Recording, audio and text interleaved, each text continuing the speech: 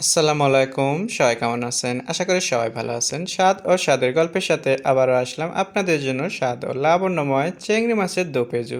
দেখার জন্য সবাই আমার সাথে থাকুন, আমার ফেসবুক পেজে লাইক করুন। এখন দেখাবো আপনাদেরকে চিংড়ি মাছের একটু দো পেঁজু। চিংড়ি মাছ নিয়েছি এখানে, বাকিটা চুলায় দেখাবো। আমি চলে যাচ্ছি চুলোতে। চলে আসলাম চুলোতে। এখানে আমি একটা প্যান বসে দিচ্ছি আর দিয়ে দিচ্ছি তেল। সাথে দিয়ে দিচ্ছি পেঁয়াজ কুচি। দিয়ে দিচ্ছি স্বাদ মতো লবণ। পেঁয়াজটাকে এখন একটু ভেজে নেব কিছুক্ষণ। পেঁয়াজটা একটু ভাজা হয়ে গেছে, এখানে দিয়ে দিচ্ছি আমি সয়া সস দিয়ে ভেজে রাখা একটু রসুন কুচি। দিচ্ছি হলুদ পাউডার, মরিচ পাউডার।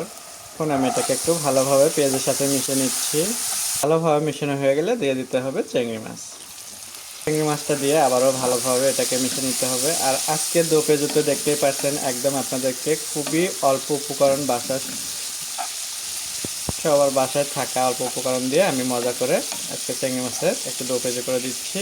এই দো পেঁজু করলে পান্তরে এখানে কিন্তু সময়ও কম লাগে আর আপনার মশলাও খুবই কম দিয়ে দেখতেই পাচ্ছেন। এটা যদি করেন এর সাথে সাথে আপনার পাতলা ডাল আর একটা যদি ভাজি থাকে তোমার ভর্তা, সেটা দিয়ে আপনার কিন্তু 2-3 প্লেট ভাত খেতে পারবেন। এটা কিন্তু ঢেকে দেওয়ার কোনো দরকার নাই। এটা 3 থেকে 4 মিনিটে কিন্তু আমার দো পেঁজুটা হয়ে যাবে। হাই হিটে দিয়ে এটাকে একটু নাড়াচাড়া দিয়ে নামিয়ে নিতে হবে খুব ভালোভাবে। কথা বলতে বলতে আমার কিন্তু চিংড়ি মাছের দো পেঁজু হয়ে গেছে। এখন আমি নামানোর আগে দিয়ে দিতে হবে কিছু গ্রিন, আমি দিয়ে দিচ্ছি অনিয়ন লিভস। আপনার চাইলে কোরিয়ান্ডার লিভস দিতে পারেন। বাসায় আমার আজকে কোরিয়ান্ডার লিভস নেয়, সেজন্য আমি দিয়ে দিলাম অনিয়ন লিভস। আর সাথে দিয়ে দিচ্ছি ফ্রাই কামন পাউডার আর সামান্য দিয়ে দিচ্ছি ফ্রাই কোরিয়ান্ডার পাউডার।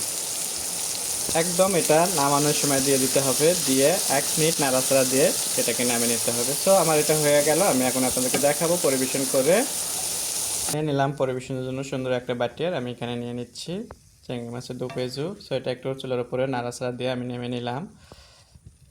আশা করি আপনাদের ভালো লাগবে। আর আপনাদের যদি ভালো লেগে থাকে একবার হলেও বাসায় আপনারা চিংড়ি মাছের দো পেঁজু এভাবে বানিয়ে দেখুন, যে একদম খুবই মজা লাগবে। বাসার যে সদস্য আছে সবাই কিন্তু আপনার চেটে পুটে খেয়ে প্রশংসা করবে।